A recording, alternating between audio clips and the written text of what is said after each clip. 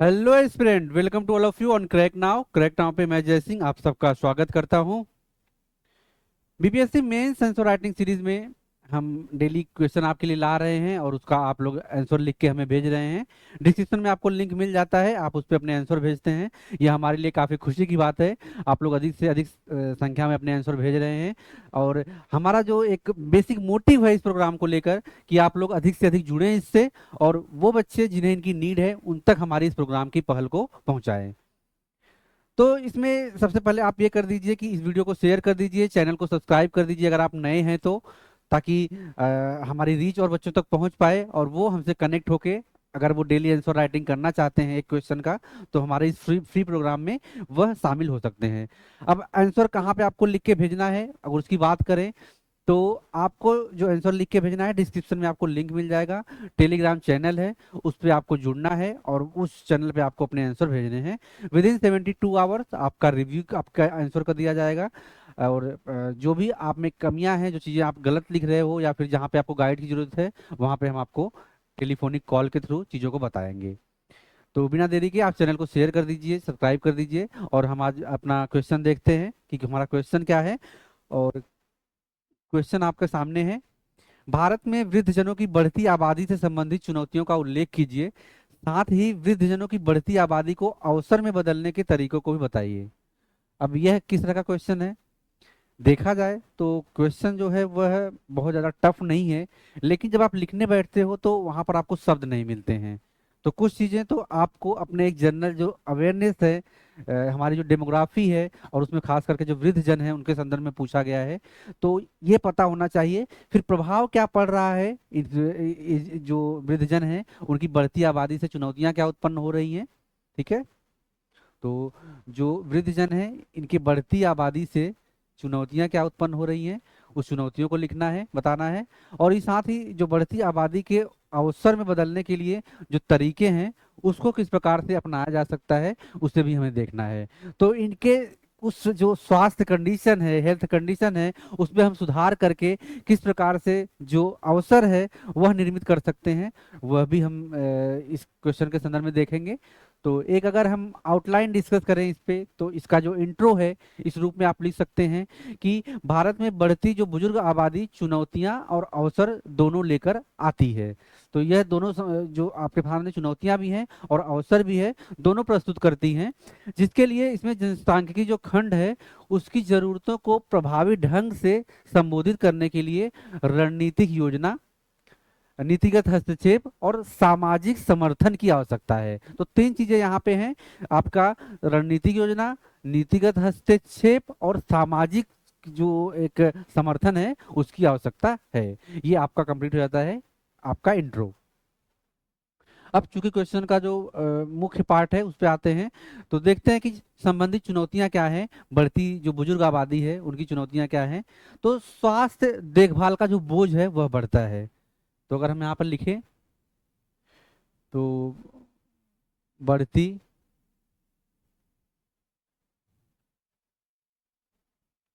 Just में बच्चों,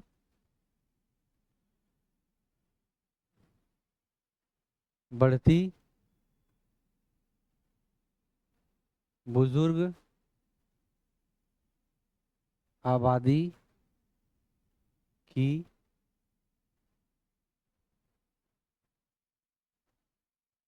चुनौतियां। इस संदर्भ में अगर हम देखें तो आपका जो सबसे पहली चुनौती है कि इनकी जो स्वास्थ्य संबंधी जो देखभाल है उसका बोझ बढ़ता है।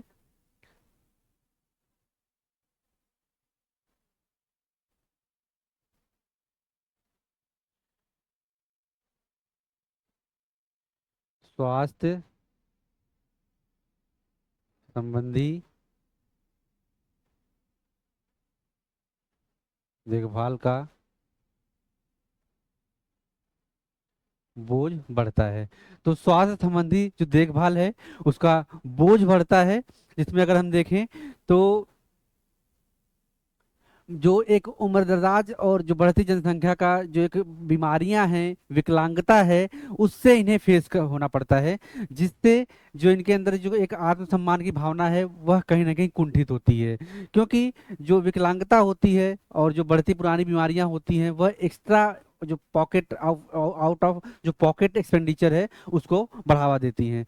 तो जो इसमें देखने को मिलता है कि व्यक्तियों से जो एक वृद्धावस्था देखभाल, विशेष चिकित्सा सेवाएं संबंधी जो समस्याएं हैं वो उत्पन्न होती हैं। ठीक है। तो स्वास्थ्य संबंधी देखभाल का बोझ बुजुर्गों के संदर्भ में बढ़ता है। दूसरा अगर हम देखें तो सामाजिक अलगाव और अकेलापन महसूस करते हैं ये। सामाजिक अलगाव और अकेलापन की जो प्रवृत्ति है वह देखी जाती है। सामाजिक अलगाव,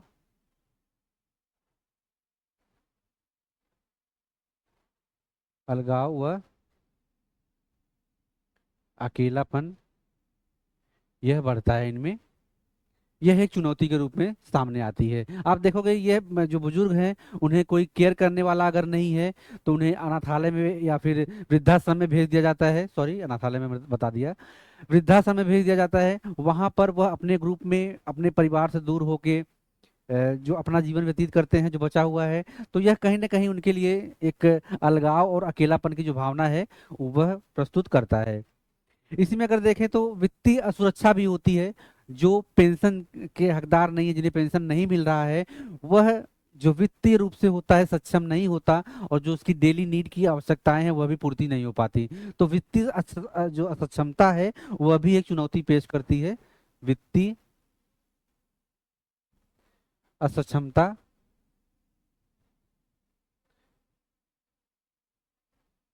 वित्तीय असक्षमता जो है वह भी बढ़ती है। यह एक चुनौती है बढ़ती हुई जो बुजुर्ग आबादी है उसके संदर्भ में।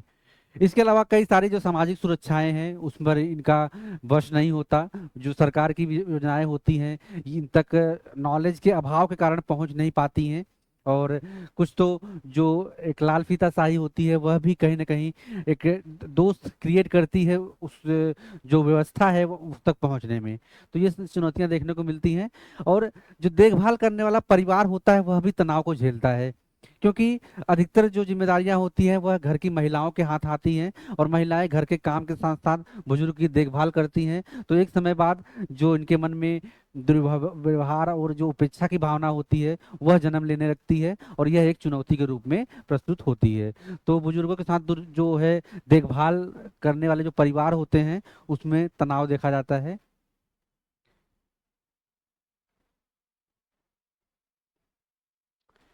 देखभाल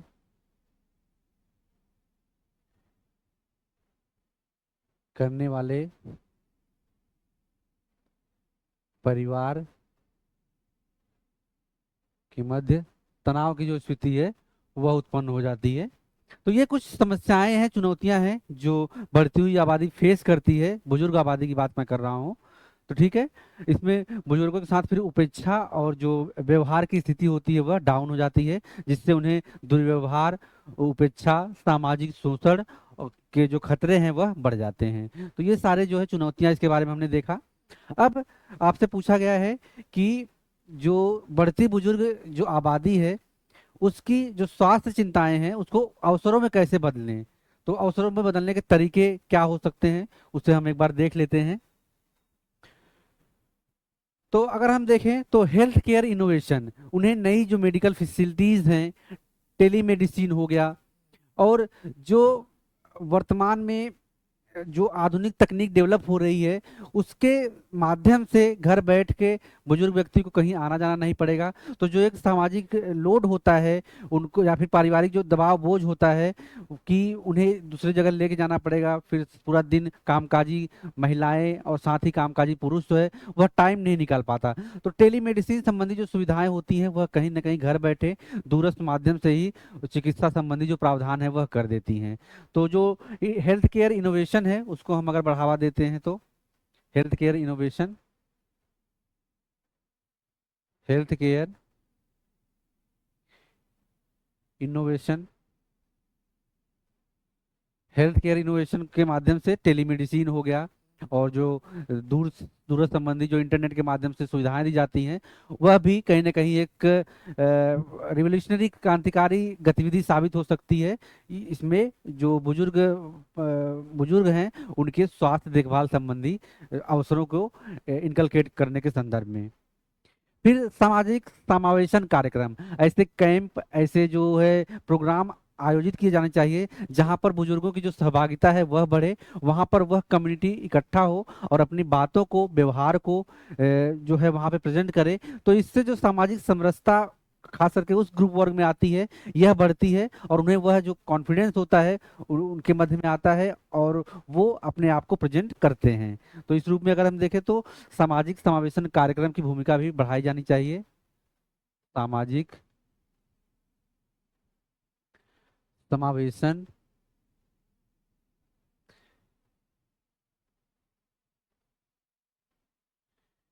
सामाजिक समावेशन कार्यक्रम को बढ़ावा दिया जाना चाहिए। इसके अलावा जो है वित्तीय समावेशन और सुरक्षा की भावना भी उनमें सुदृढ़ करनी चाहिए। कुछ भी जो प्रोग्राम होते हैं सरकार द्वारा प्रस्तुत किए जाते हैं, उसकी पहुंच उन बुजुर्गों तक होनी चाहिए, ताकि जो भी सरकार की तरफ से सोशल सिक्योरिटी प्रोवाइड की जा रही है उसके वो लाभकारी और हितकारी बन सके। तो वित्तीय समावेशन और सुरक्षा की जो भावना है वह बढ़ाई जानी चाहिए। वित्तीय समावेशन व सुरक्षा को वित्तीय समावेशन व सुरक्षा को बढ़ावा देना चाहिए, इस रूप में है। और अगर हम देखें तो जो देखभाल कर्ता का जो एक सहायता होता है, उसमें भी एक प्रॉपर ट्रेनिंग दी जानी चाहिए।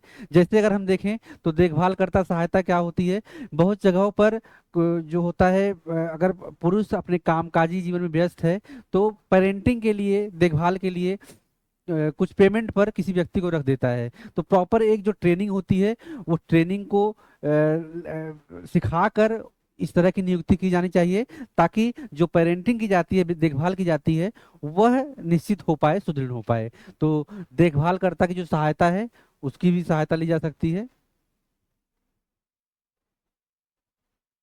देखभालकर्ता की सहायता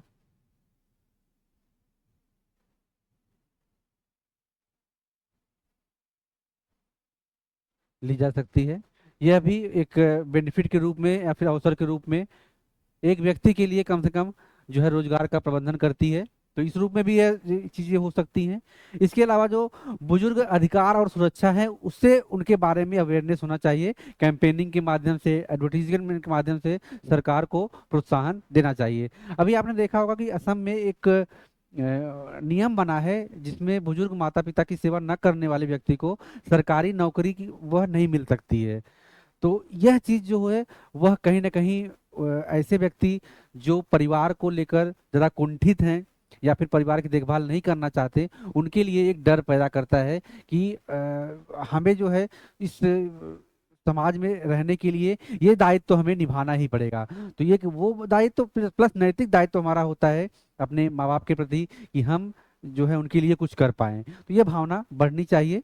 तो बुजुर्ग अधिकार और सुरक्षा को बढ़ावा देना, यह भी सरकार का एक कार्य है।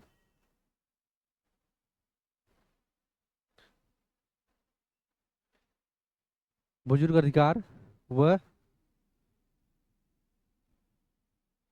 सुरक्षा को बढ़ावा देना। तो ये कुछ पॉइंट हैं जो एक अवसर उपस्थित कर सकते हैं उनके संदर्भ में, उनको व्यवस्थित तरीके से जीवन यापन करने के लिए। तो इसमें अगर आप जो है अपना कंक्लूजन अगर लिखेंगे तो इस रूप में लिख सकते हैं कि बढ़ती उम्र की आबादी को जनसांख्यिकी लाभांश के रूप में देखकर और समाज, अर्थव्यवस्था और जो सांस्कृतिक विकास विरासत में उनके संभावित योगदान का उपयोग करके हम समावेशी, आय अनुकूल और वातावरण बना सकते हैं। और साथ ही सभी पीढ़ियों के लिए सक्रिय जो हमारी उम्र है, बढ़ते उम्र में गरिमा, कल्याण को बढ़ावा दे सकते हैं। तो इस रूप में आप जो है अपने इस आंसर को कंक्लूड कर सकते हो। बाकी इसके अलावा अगर आपको कोई और सजेशन है जिसमें आप अब हमें इस पॉइंट में ऐड कर सकते हो, आंसर में ऐड कर सकते हो, तो आपका वेलकम है। आप अपने आंसर को हमें बताइए, हम उसको कंसीडर करेंगे। तो ये हमारा इस टॉपिक का जो है कंक्लूजन था। और हमने इस क्वेश्चन को देखा, उसका एक जनरली एक आउटलाइन डिस्कस किया है। आप इस क्वेश्चन को लिखिए अपने शब्दों में, और हमें जो है डिस्क्रिप्शन में दिए गए लिंक पर टेलीग्राम चैनल पर ज्वाइन होके वहाँ पे पीडीएफ फॉर्म में, प्रॉपर पीडीएफ फॉर्म में आप अपने आंसर को बनाइए और वहाँ पे सबमिट कीजिए। विद इन 72 आवर्स आपको आपकी का रिव्यू मिलेगा। जो भी समस्याएं आती हैं, जो भी आप में एक सुधार की संभावना है, उस पर हम डिस्कस करेंगे। और बाकी किसी भी जानकारी के लिए आप हमारे इस चैनल पे इस नंबर पे कॉल कर सकते हैं, ऑफिस से आपको जानकारी मिल जाएगी। तो तब तक के लिए बच्चों, पढ़ते रहिए, व्यस्त रहिए। मिलते हैं आपसे नए क्लास में नए क्वेश्चन के साथ। Have a great day. जय हिंद।